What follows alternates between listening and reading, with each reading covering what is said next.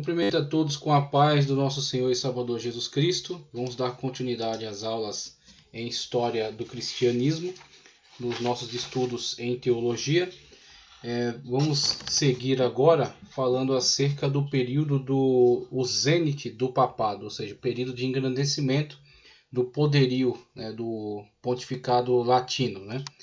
Então vamos passando agora aquele período tenebroso em que vimos a dominação de algumas famílias italianas e a manipulação da cúria papal, principalmente do cargo, como pontífice da Igreja Católica Romana, com a ascensão daqueles representantes que trouxeram grande vergonha para este cargo. Vimos aí a figura de Sérgio III, vimos aí a figura de Adriano II e posteriormente a figura de João XXIII, que ainda será tratado também, mas que também está dentro do grupo daqueles que foram péssimos representantes para a administração da Sé de Roma.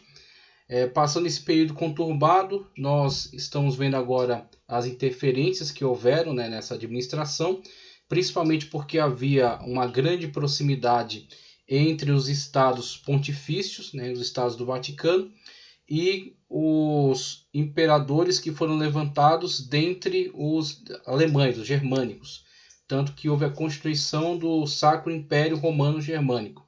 Então havia essa interação, essa disputa entre os francos, a sua influência no território europeu, e aqueles integrantes do Sacro Império Romano Germânico. E agora vemos então, ao final desse período conturbado, a interferência de Henrique III, que era um desses integrantes do Império Romano Germânico, e que vai incentivar, vai apoiar a ascensão de um novo Papa, que dará agora uma nova ordem a esta administração. Vai trazer importantes reformas e vai reorganizar. Isso vai perdurar durante um tempo, vai surtir bons efeitos, resultando num fortalecimento da figura do Papa. Os seus sucessores gozarão de períodos de fortalecimento, até chegarmos ao período de Inocêncio III, tido como o Papa mais poderoso de toda a história, aquele que de fato conseguiu exercer uma influência direta sobre muitos monarcas. Inclusive esteve envolvido também nos movimentos de cruzadas. Se eu não me engano, a Quarta Cruzada foi sob responsabilidade dele. E vamos analisando então esse período, começando com Hildebrando, tá ok? Inocêncio III, e depois passamos para o período do declínio do poder papal. Então este grande poderio que foi acumulado ao longo de algumas boas gestões vão entrar em atrito com os governantes seculares que estão disputando o poder também, principalmente aqueles que estão relacionados à França. Também vão haver alguns desentendimentos entre os estados papais e o Sacro Império Romano Germânico. Vai haver desentendimento entre essas lideranças, com a tentativa do Papa de se impor sobre esses líderes, que em algum momento vão recusar, vão se antagonizar com essa influência. Mas os maiores prejuízos para o governo papal será quando se desentender com lideranças dos francos. Inclusive, provocará aquilo que é denominado cativeiro babilônico do papado, quando o papado será transferido de Roma para Avignon, no sul da França, ficando então sob influência ali do governo francês. Tá? Então vamos caminhar por esses temas, partindo aqui de Hildebrando, Inocêncio III, declínio do poder papal, cativeiro babilônico do papado, o grande cisma. Vamos analisar dois eventos que são denominados como cisma da igreja. O primeiro, o cisma entre a igreja do Ocidente e do Oriente, entre a igreja latina e a igreja ortodoxa, a igreja ortodoxa bizantina. Então, primeiramente, vamos analisar esse grande cisma, tá certo? O desenvolvimento desse cisma, o desenvolvimento dos desentendimentos entre a Sé romana e a Sé de Constantinopla, resultando na excomunhão entre os dois representantes, a excomunhão mútua, quando o Papa vai excomungar o Patriarca de Constantinopla e esse também excomungará o Papa, então provocando o grande cisma que vai perdurar durante muitos séculos. E analisaremos também o cisma, que é apontado aqui no nosso material como o Grande Cisma de 1377 a 1417, quando o papado cairá sob o poder do representante dos francos, tá ok? Então ele estará subordinado a este poder, a sede será transferida para Avignon, muitos papas serão eleitos sob esta influência por cardeais franceses, e vai haver então, na verdade, o surgimento de duas sedes. Então haverá aqueles que estarão ligados a Avignon e outros que estarão ligados a Roma, e esses dois papas irão rejeitar um ao outro, né, a sua influência. Eles não cederão e vão então se excomungar simultaneamente. Então haverá uma divisão entre catolicismo romano latino, né, e a Igreja Ortodoxa de Constantinopla. Haverá esse cisma. Depois haverá um cisma dentro da própria Igreja Católica Romana, né, com essa situação.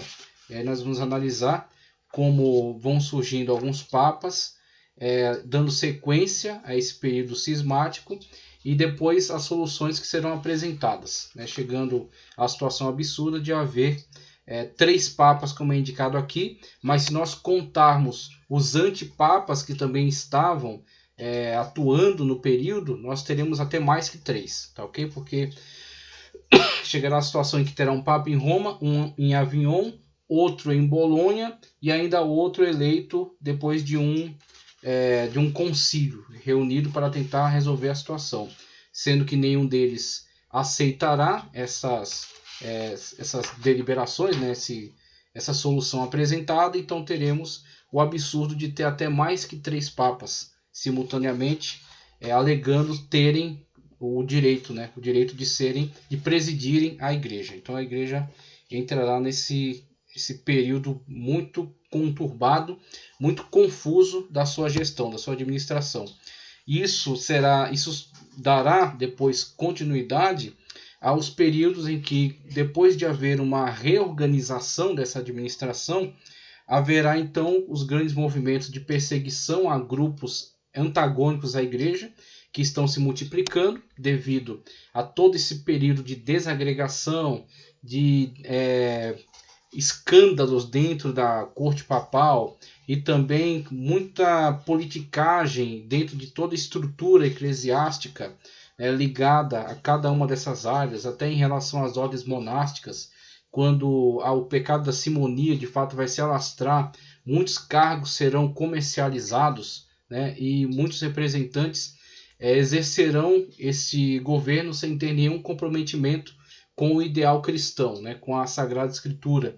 Então exercerão esses seus cargos apenas se beneficiando da vida cômoda, né, advinda, né, dessa situação eclesiástica, e assim realizarão ao longo de toda a sua carreira muitos atos vergonhosos. E isso vai acarretar no grande descontentamento da população diante desses representantes da Igreja Católica Romana.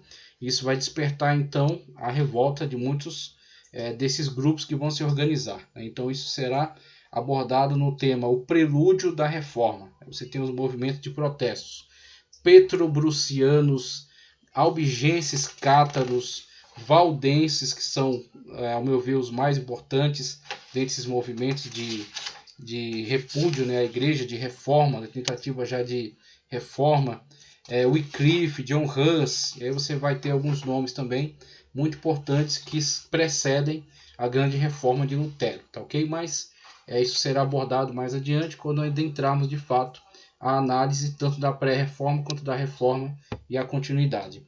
Então, no período que estamos analisando, que é em relação ao zênite da igreja, eu quero trazer primeiramente uma leitura muito importante aqui no livro que estamos consultando para todo o nosso estudo. Um livro eu recomendo para todos, porque é um livro muito vasto, muito amplo, com uma abordagem muito clara, né, a respeito desses temas e diversificada. Então acredito ser um livro muito completo, que é a História Ilustrada do Cristianismo, de Justo Gonzalez, da editora Vida Nova. Vou trazer depois, em outros momentos, também algumas leituras de O Cristianismo através dos séculos, que é excelente também.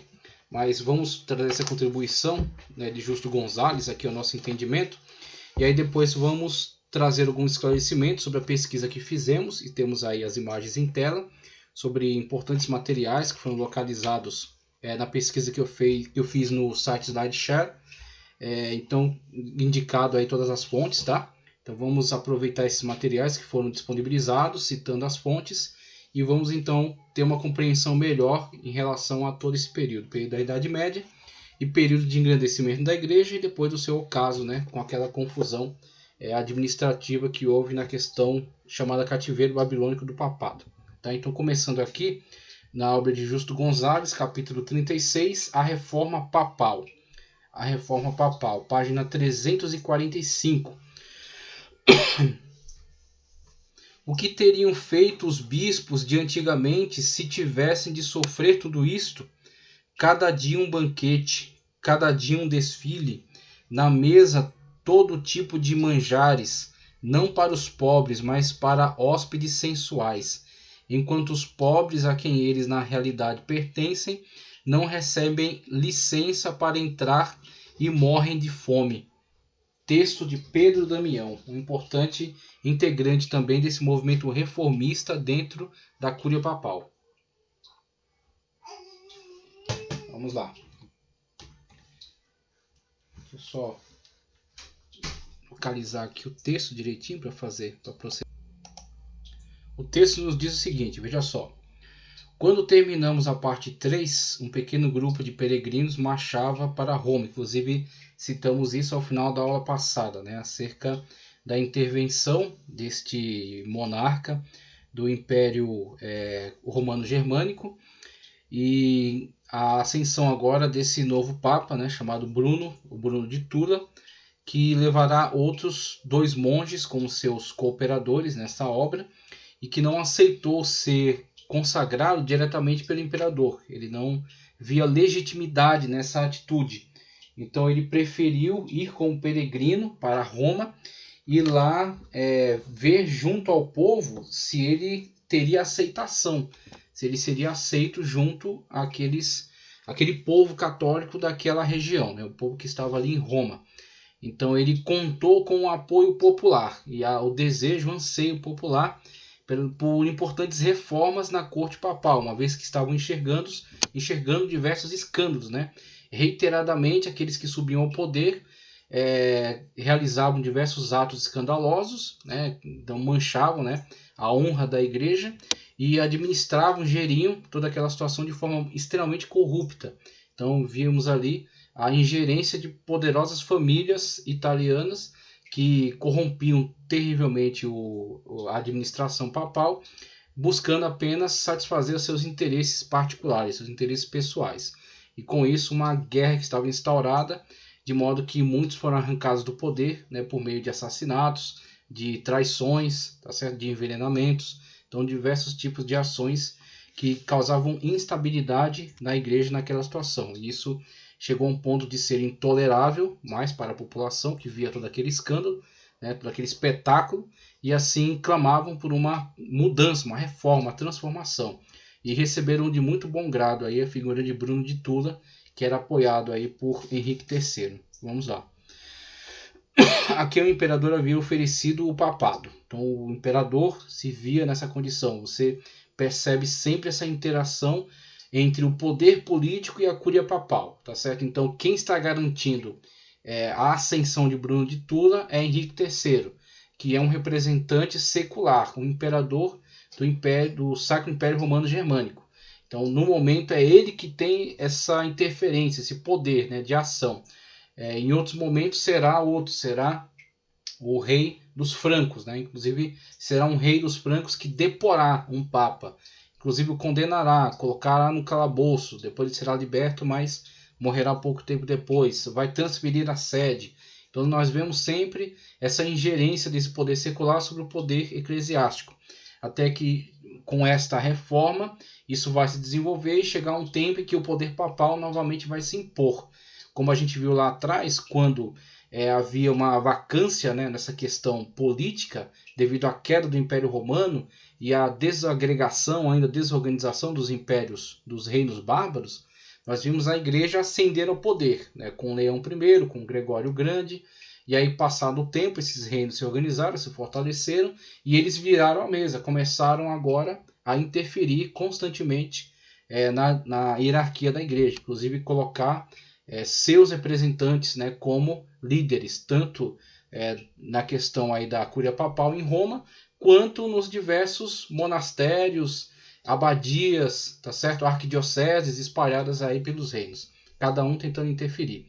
Isso vai levar depois a uma questão também denominada, a gente vai ter um material analisando isso, a questão das investiduras.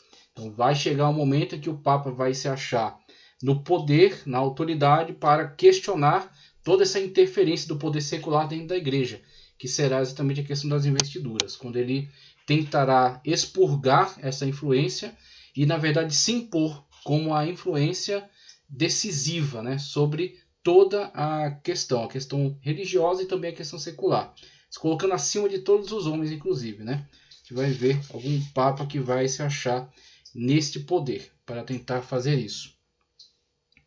Vamos lá, aqui o imperador havia oferecido o papado. Bruno se negara a aceitá-lo das mãos do imperador e insistira em ir a Roma como peregrino. Se lá o povo e o clero o elegessem bispo, então ele aceitaria a tiara papal. É interessante que ele nunca havia sido... ele era monge, mas nunca tinha exercido sacerdócio. Então, tem essa questão também, muito peculiar em relação a Bruno de Tula. Então ele aceitaria a tiara papal. Essa atitude de Bruno refletia uma das principais preocupações dos que queriam reformar a igreja.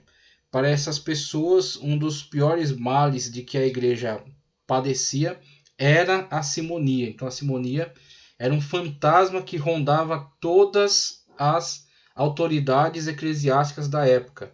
Se de fato ele era alguém que chegou ao poder pela consagração, por méritos, por crescimento dentro da estrutura da igreja, ou se foi simplesmente alguém que comprou aquele cargo, ou que recebeu aquele cargo por interesses políticos, por uma família poderosa, abastada, com influência, que o colocou ali para que ele pudesse, então, beneficiá-los de alguma forma, de alguma maneira. Tá, okay? Então tem essa situação. Tem a situação, por exemplo, nessa questão das investiduras, que será discutida depois, dentro do âmbito do Sacro Império Romano Germânico, a questão dos imperadores favorecerem muitos bispos, fortalecerem o poder desses bispos, e esses bispos se tornarem grandes gestores de muitas áreas, né? Você tem o contexto do feudalismo, que depois, quando você tem um tempo de desagregação política, cresce cada vez mais, né? O feudalismo com a fragmentação de diversos pequenos senhores feudais que dominam nessas regiões, e a coisa se torna cada vez mais fragmentada, né? Então, quando você tem o contexto aí do Sacro Império Romano Germânico, muitos desses imperadores favoreciam grandemente os bispos, exatamente para deter essa fragmentação. E esses bispos, eles conseguiam administrar grandes regiões,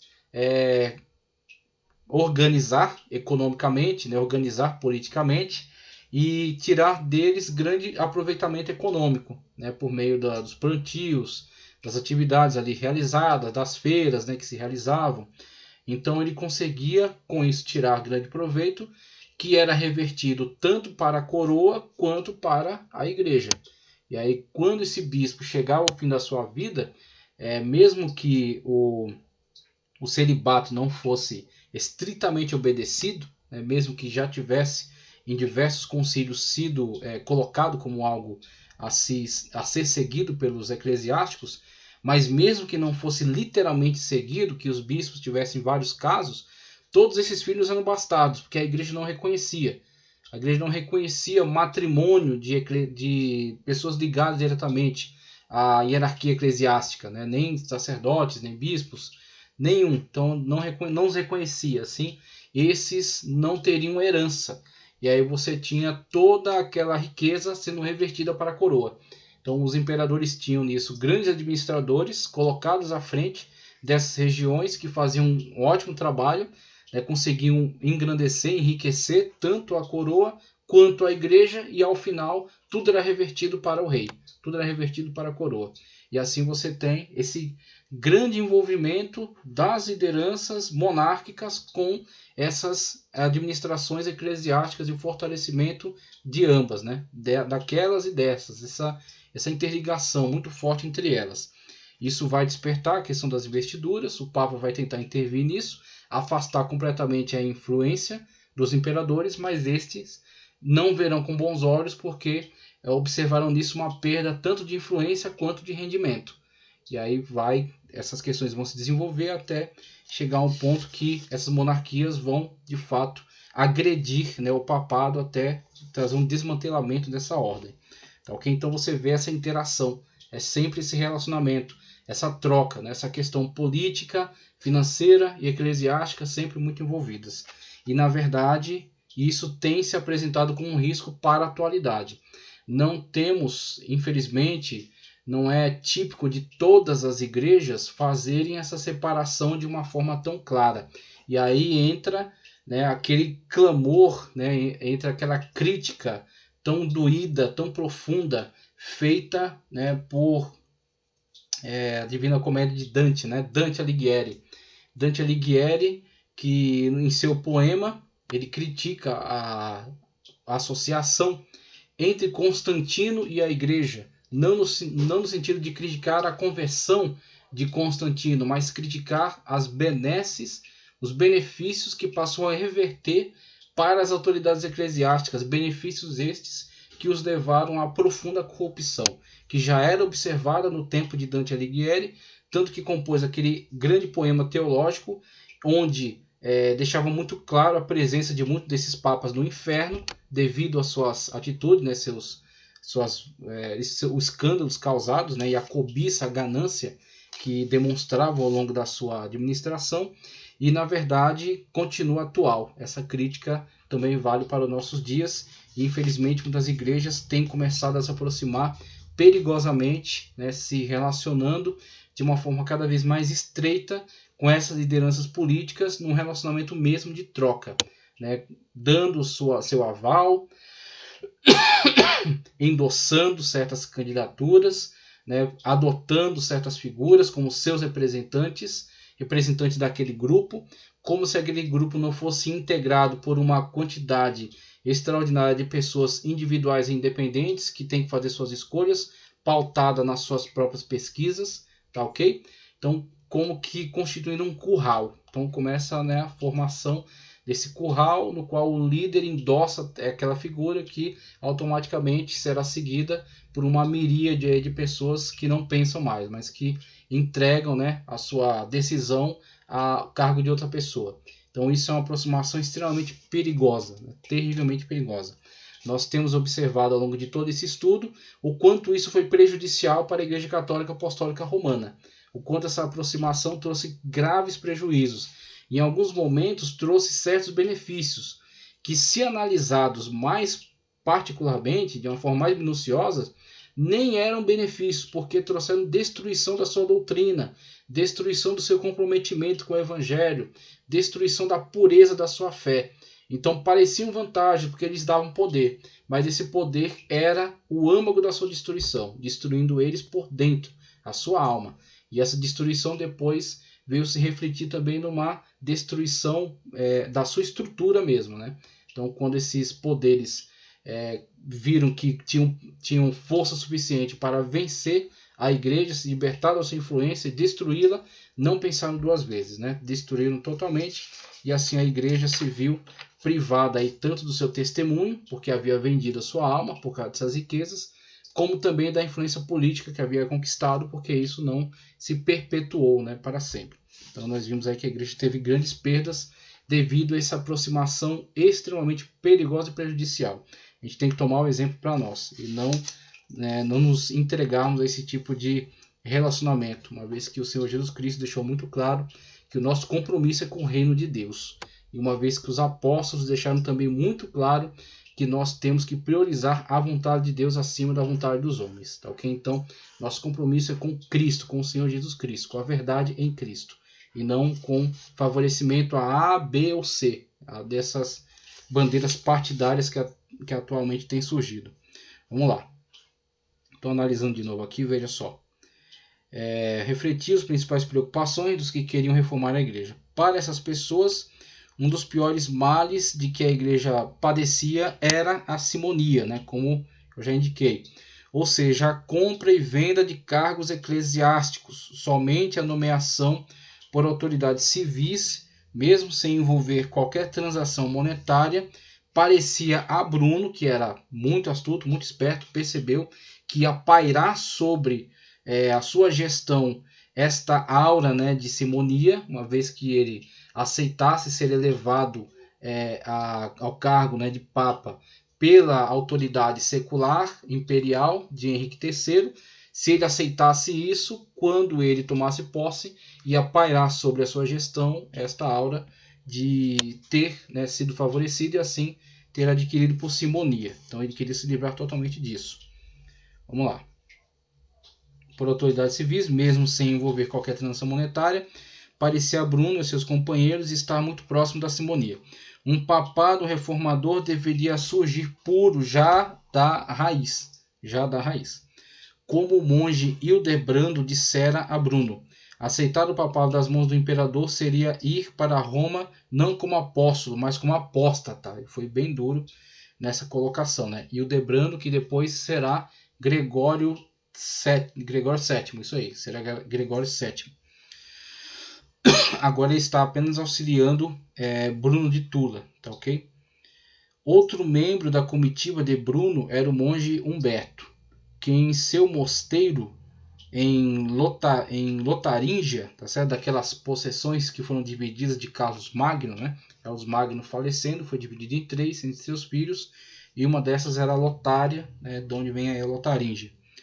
Dedicara-se ao estudo e a escrever a favor da reforma eclesiástica. Então, também Humberto, né, estava dedicado a esse tema. Sua preocupação principal era a simonia, sendo sua obra Contra os Simoníacos um dos mais duros ataques contra esse costume. Humberto era homem de espírito colérico, que chegou a afirmar que as ordenações feitas por um bispo simoníaco não tinham valor. Isto era uma posição extrema, pois queria dizer que muitíssimos fiéis, mesmo sem saber, estavam recebendo sacramentos que nada valiam. Mais tarde, Leão XI, o fez cardeal, e foi ele quem, como vimos na parte 3, depositou sobre o altar de Santa Sofia, a igreja, né, que está lá atualmente em Istambul, mas que era Constantinopla, na época, no altar de Santa Sofia, a sentença de excomunhão contra o patriarca Miguel Cerulário, o que marca o início oficial do cisma entre as igrejas do Oriente e do Ocidente. Então, esse Humberto esteve pessoalmente envolvido nesse caso do grande cisma, quando foi enviado, né, como representante do Papa, aquela corte, né, o patriarcado de Constantinopla, que estava já se voltando com agressividade contra o Papa de Roma. Ele tentou angariar a influência do imperador de Constantinopla, tá certo? Do imperador de Bizâncio, para favorecer um abrandamento ali daquele relacionamento. Isso não surtiu qualquer efeito, porque o patriarca rejeitou totalmente, e ele então, né, emitiu esse documento, essa sentença de excomunhão, e ele foi o responsável por transportá-la até aquela igreja. Não tendo sido recebido pelo patriarca, ele depositou no altar de Santa Sofia. Então estava selado aí o cisma, né, que dividia a igreja do Ocidente e a igreja do Oriente, tá ok? Então temos aí este Humberto envolvido aí pessoalmente nessa questão. O membro mais notável daquela comitiva era provavelmente o jovem monge Hildebrando, que conhecia bem a cidade de Roma, seus ideais elevados e suas intrigas desprezíveis. Ele nasceu por volta de 1020 em uma família humilde de carpinteiros, na Toscana, e ingressou ainda menino no mosteiro de Santa Maria de Aventino, em Roma. Ali ele se dedicou ao estudo e à devoção, chegando à conclusão do que era necessário reformar a vida eclesiástica. Então ele chegou à conclusão da necessidade imprescindível da reforma da vida eclesiástica. Então você tem esses 3 homens que estão empenhados nesse tema, né? Estão empenhados nesse propósito, estão com aval do imperador, tá certo? De Henrique III, mas não querem ser alçados o poder pela intervenção desta autoridade secular, então vão como monges peregrinando para a Itália e são recebidos pelo povo, quando então é validada a chegada ao poder, né, de Bruno de Tula, e depois Hildebrando, que foi um dos companheiros, também será depois eleito como representante papal, tá ok? Vamos lá. Em Roma, ali se dedicou ao estudo e à devoção, chegando à conclusão de que era necessário reformar a vida eclesiástica. Naquele lugar, ele conheceu João Graciano, que veio a ser o Papa com o nome de Gregório VI. Teve contato aí com João Graciano. Como dissemos antes, Gregório VI tentou reformar a igreja. Com esse propósito em mente, ele convocou Hildebrando para ser seu auxiliar, mas a reforma de Gregório VI fracassou, pois logo depois 3 pessoas diferentes diziam ser papas, e Gregório abdicou em prol da paz e da unidade da igreja. Hildebrando o acompanhou para o exílio, disse que foi ele quem lhe fechou os olhos quando morreu. 2 anos depois, Bruno de Tula, a caminho de Roma, convocou Hildebrando para que o ajudasse a empreender novamente a reforma de Gregório VI, que Gregório VI tentara fazer. Hildebrando já é, então, conhecedor de toda a complexidade política para implantar uma reforma verdadeira na cúria papal em Roma. Tá, ok? Então ele sabia já do